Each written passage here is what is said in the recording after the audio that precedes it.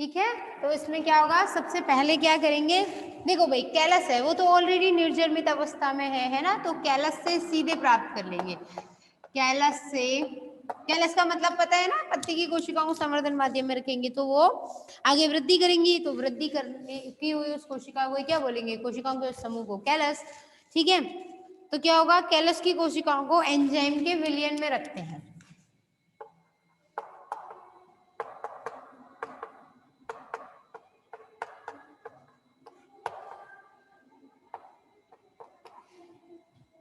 Callus की कोशिकाओं को एंजाइमी विलयन में रखते हैं, मतलब जिस विलयन का एंजाइम्स में है ना।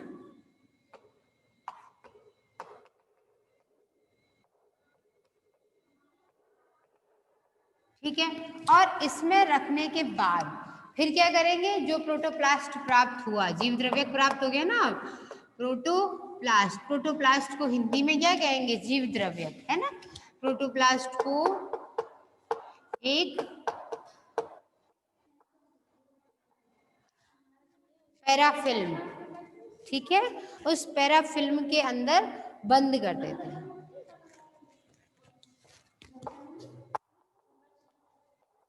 4 से 12 घंटों के लिए उसे क्या कर देते हैं, बंद रख देते हैं।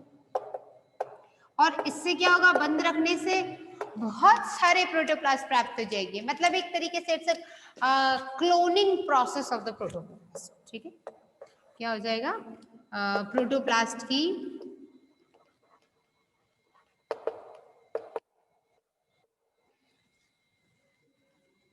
प्रोटोप्लास्ट अधिक मात्रा में प्राप्त, अधिक मात्रा में या अधिक संख्या में प्राप्त किए जाए।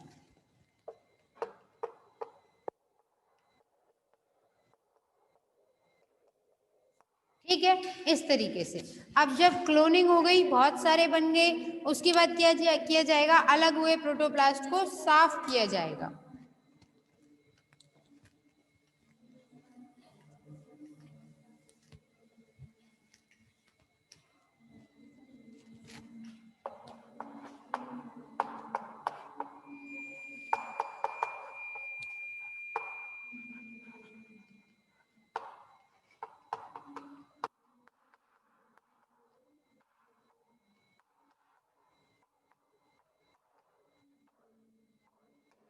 और साफ करने की विधि में क्या होगा, इसमें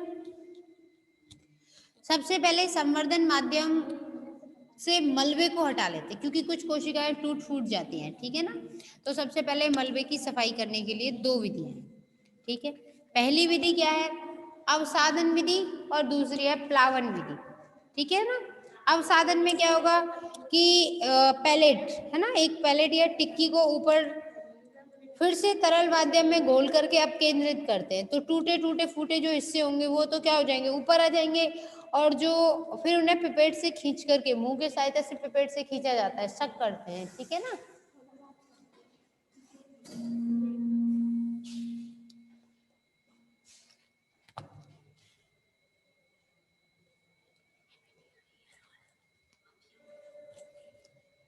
ठीक है, तो आगे बात करते हैं कि जब बहुत सारे मतलब क्या हुआ कि जैसे प्रोटोप्लास्ट अलग हो गया, उसके अंदर मलबा भी तो रह गया होगा, तो उसको ऐसे घोल दिया, तो क्या होगा, तेज से घुमाएंगे घोलेंगे तो जो टुकड़े हैं ना, हल्की हल्की चीज ऊपर आ जाती है और भारी चीज नीचे रह जाती है।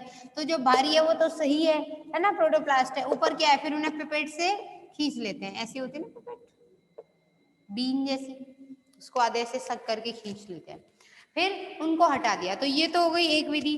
दूसरी विधि क्या है, प्लावन। प्लावन का मतलब वैसे तो झाग होता है, ठीक है ना, तैर जाए कोई चीज। जीव द्रव्य का घनत्व क्या होता है, कम होता है, ठीक है, उसमें थोड़ा हल्कापन होगा। तो क्या किया जाता है, परख नली में पैलेट, सुक्रोज, सॉर्बिटॉल और मैनिटॉल विलियन मिला करके हिलाते हैं। ठीक है ना, क्या क्या, एक तो हो गया कौन सी विधि, ये तो हो गई अवसादन, या इसको हिंदी में झकोला विधि भी कह देते हैं। ठीक है, वैसे प्रक्षालन ज्यादा सही है, प्रक्षालन। और दूसरी विधि जो हो गई, वो दूसरी विधि क्या हो गई, प्लावन विधि। ठीक है, फ्लावर विधि में क्या होगा, इसमें रख दिया प्रोटोप्लास्ट, डाल दिए और इसके बाद इसमें घोल मिलाया। ठीक है, घोल में क्या क्या मिलाया, सुक्रोज, सॉर्बिटॉल और मैनिटॉल।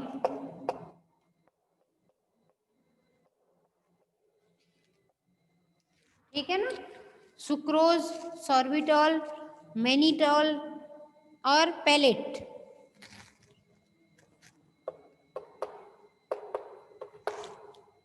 तो जीव द्रव्य तो ऊपर तैर जाता है और भारी भारी चीजें नीचे रह जाती है। इसमें ये उल्टा है, यहाँ पर क्या हुआ, मलबा, मलबा का मतलब अननेसेसरी पार्ट जो था टूटे फूटे ऊपर रह गए और जो सही थे वो नीचे बैठ गए। लेकिन यहाँ पर क्या हुआ, यहाँ पे उल्टा हो गया कि यहाँ मलबा नीचे आ गया और जीव द्रव्य जो थे वो ऊपर ऊपर रह गए। ठीक है, तो इस तरीके से प्राप्त किया जाएगा। ठीक है ना, तो आगे बात करते हैं। विलगित जीव द्रव्यों को अब क्या करेंगे, संवर्धन करेंगे।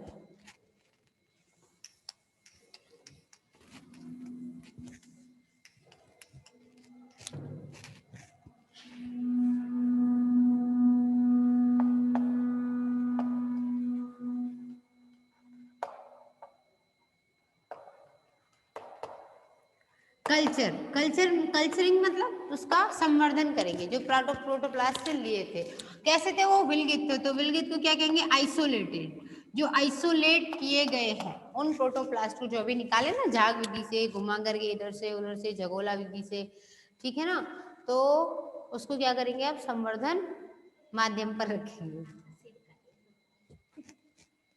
ठीक है, अब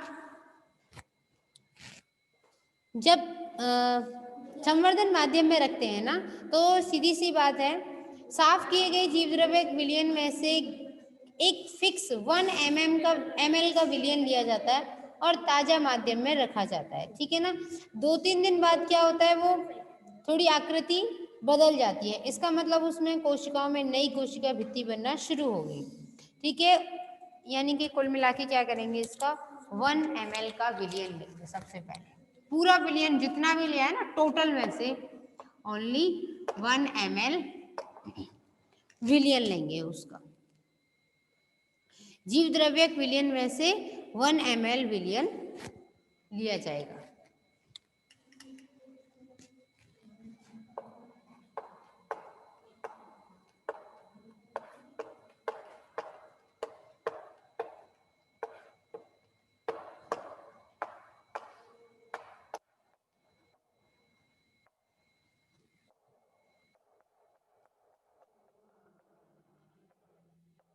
प्रयुक्त किया जाएगा और उस 1 ml को फिर क्या करेंगे, 2-3 दिन के लिए 2-3 दिन बाद है ना, फिर उसको क्या करेंगे, प्रयुक्त भाग को, ऐसे लिखो, भाग को नए संवर्धन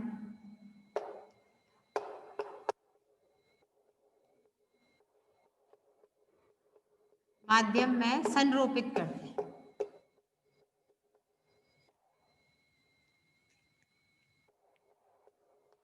ठीक है ना, भाग का नए संवर्धन माध्यम में संरूपण हो जाएगा। उसके बाद 2-3 दिन बाद, 2-3 दिन बाद क्या होगा, उसमें विरूपता, विरूपता क्यों आएगी विरूपता, क्योंकि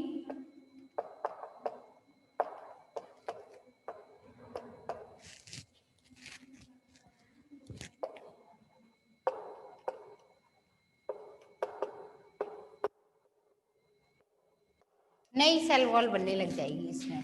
ठीक है, फिर उसके बाद क्या करेंगे, इसको एक वाइट कैल्कोफ्लोर वाइट अभिरंजन द्वारा अभिरंजित करते हैं। ठीक है ना, कई बार इसको देखना हो, है ना, तो इसमें क्या होगा, 0.1% कैल्कोफोर, क्या करेंगे, 0.1% कैल्कोफ्लोर, सॉरी,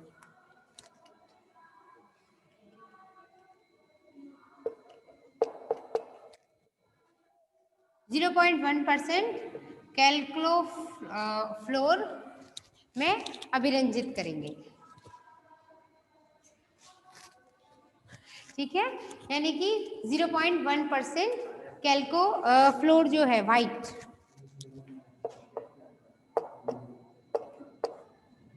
कैल्को फ्लोर व्हाइट अभिरंजन द्वारा,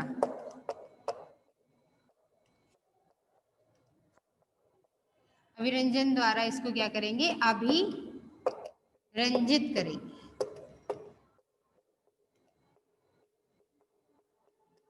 ठीक है, जब ये अभिरंजन हो जाएगा, जब अभिरंजन हो जाएगा तो उसके बाद क्या होगा, कोशिका भित्तियां चमकने लगती हैं। ठीक है, जिससे सेल वॉल स्पष्ट हो जाती है।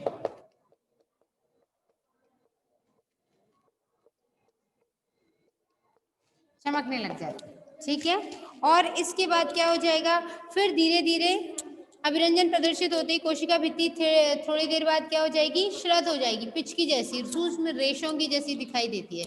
ठीक है, फिर ऐसे ही इसका विभाजन होते रहेगा धीरे धीरे, और 2-3 हफ्ते बाद बहुत सारी कॉलोनियां बन जाएंगी।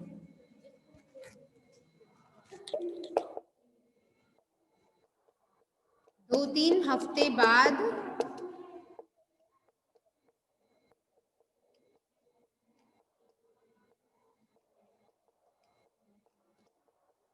कॉलोनियां बनती है, मतलब बहुत सारी कोशिकाएं बनने लग जाएंगी। ठीक है, फिर उसके बाद इसका संवर्धन, इसके अलावा बहुकोशिकीय कॉलोनी को दीर्घ अवधि तक अनुरक्षित रखा जा सकता है। ठीक है, मतलब इनको प्रिजर्व कर दिया जाता है। ठीक, फिर उसके बाद आगे पढ़ेंगे जीव द्रव्यकों का संलयन या कायिक संकरण। ठीक है,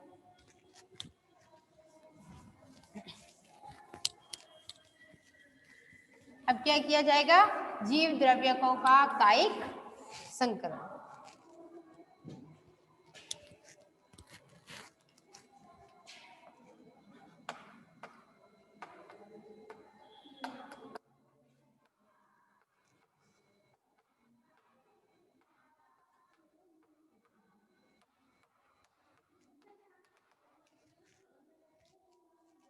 ठीक है, अब जीव द्रव्यकों के कायिक संकरण या संलयन में क्या होगा कि जो जीव द्रव्यक हैं उनको संलयन करने के लिए बहुत सारी तकनीकें हैं।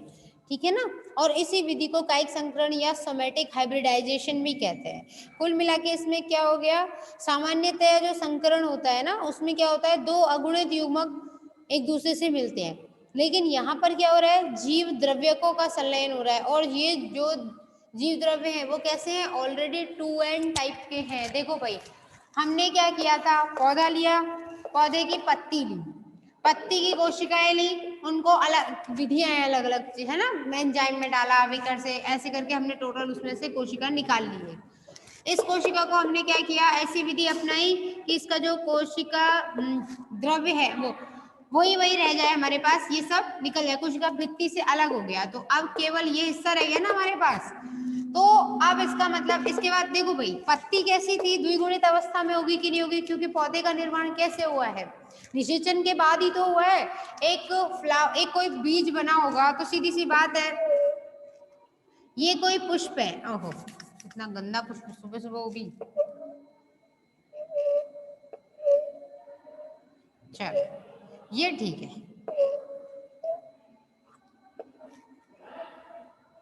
ठीक है, ये कुछ पुष्प जैसा बन गया। ठीक है, इसमें क्या होगा, ये नर भाग है, ये मादा भाग है, तो यहाँ से परागकण निकले तो परागकण अर्धसूत्र विभाजन के द्वारा बने होंगे, यानी क्या स्थिति रही होगी, अगुणित। यहाँ क्या है, बीजांड, बीजांड में क्या रहा होगा, अंड कोशिका, उसकी भी स्थिति क्या रही होगी, एन। ये यहाँ से यहाँ मिला, उसके बाद क्या हो गया, जाइगोट बन गया, यानी कि परागकण का केंद्रक युग्मक हो गया, और इसमें क्या, अंड कोशिका का केंद्रक भी युग्मक हो गया। 2 युग्मकों के मिलने से क्या बन गया, n+n मिलके क्या बना, 2n बन गया। अब ये जो द्विगुणित केंद्रक बना, इसी ने तो बाद में सब चीज झड़ गई होंगी, ये पूरा अंडाशय फल बना होगा, ये हिस्सा फल में बदला होगा, और अंदर जो बीजांड है वो बीज में बदला होगा, फिर फल तो किसी ना किसी ने खा लिया होगा, ठीक है, क्या बचा? बीज। अब इस बीज में क्या रहा होगा? ये स्थिति रही होगी ना, प्रांकुर मूलांकुर, है ना, यानी कि ये ऊपर ऐसे प्ररो बनाएगा, मूलांकुर जड़ बनाएगा। तो ये पत्ती कैसे बनी? एन और एन के मिलने से ही तो बनी। तो पत्ती तो पहले से द्विगुणित है, तो प्रोटोप्लास्ट में क्या होगा? द्विगुणित। अब किसी और पत्ती में से भी निकाला होगा, तो दूसरी पत्ती का भी कैसा आया होगा? द्विगुणित। अब क्या कहा जा रहा है? इनका संलयन करवाना है, यानी इन दो कोशिकाओं के मिलाएंगे। तो मान लो इसका केंद्रक ये है, इसका ये है, ठीक है। तो अब इसमें क्या हो गया? ये स्थिति और ये स्थिति मिल गई, तो ये पहले से 2n था, ये भी 2n था, तो क्या टोटल कितना बन गया? 4n। यानी उसके अंदर बोलो व्यवस्था ज्यादा है कि नहीं है? अब ऐसा 4n गुणसूत्र है, तो ज्यादा डीएनए होगा, तो ज्यादा प्रोटीन बनेगी, तो ज्यादा तेल बनेगा, ज्यादा खुशबू आएगी। तो फूल कैसे बनेंगे?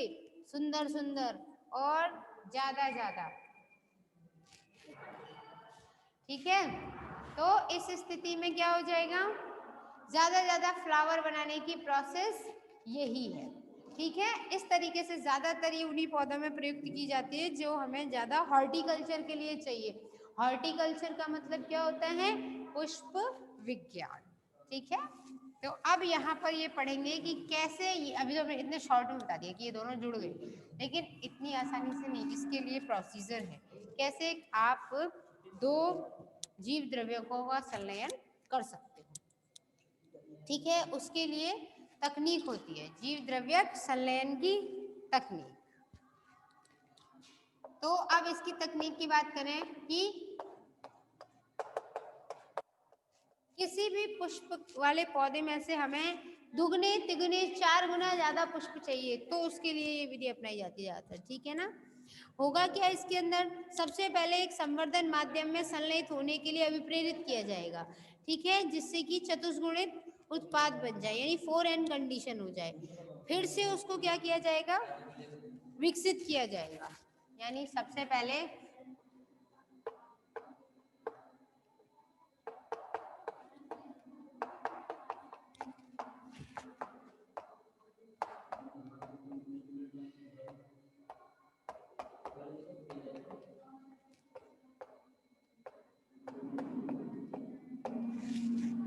एंजाइमी माध्यम पे रख दिया, तो एंजाइमी माध्यम में रखने पर क्या हो जाएगा? उसमें जीव द्रव्य संलयित हो जाएंगे।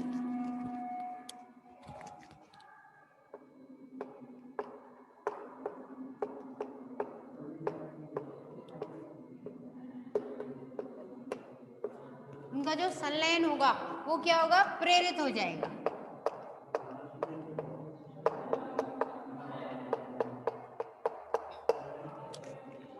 और जब संलयन प्रेरित हो जाएगा तो फिर उसके बाद क्या होगा? चतुष्गुणित अवस्था आ जाएगी, ठीक है।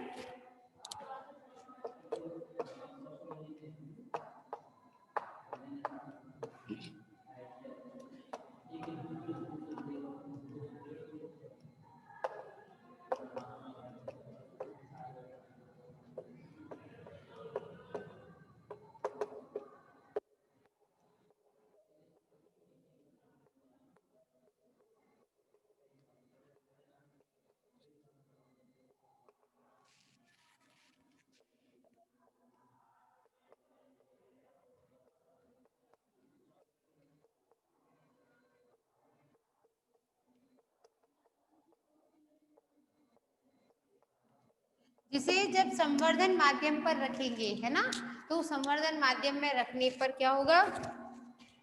पादपक, नए पादपक प्राप्त होते हैं, नए प्लांटलेट्स।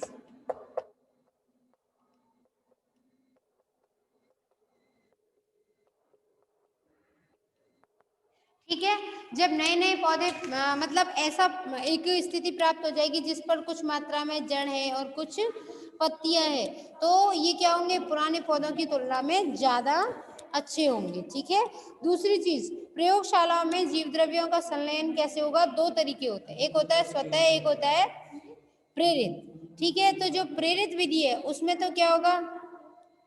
एक स्पेशल पदार्थ डाला जाता है, ठीक है, और फिर उसको क्या, उसके अंदर उसको बोलते हैं फ्यूसोजन।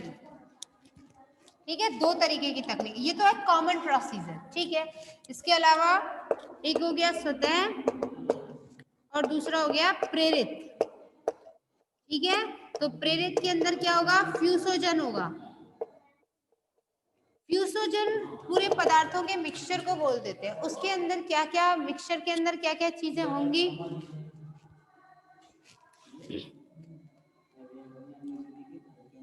फ्यूसोजन में क्या होगा, सोडियम नाइट्रेट और कैल्शियम होना चाहिए। ठीक है, इसमें क्या क्या होगा, सोडियम नाइट्रेट, इसके अलावा कैल्शियम, और कैल्शियम के अलावा क्या होगा, 500 से 4000 या 6000 आणविक भार वाला पॉलीइथाइलिन ग्लाइकोल, डेक्स्ट्रॉन, सल्फेट और जिलेटिन डाला जाता है। ठीक है ना,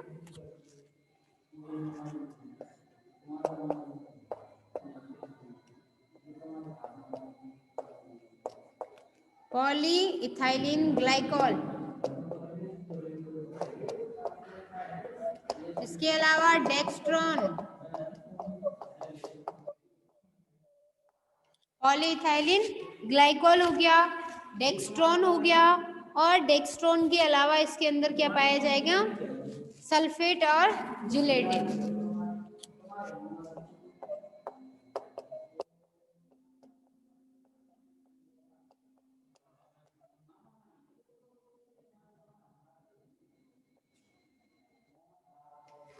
ठीक है ना, जिलेटिन हो गया। ठीक, इसके अलावा सतह। ठीक है ना, हाँ आप लोग रिज्वाइन कर लीजिए, फिर सतह करवा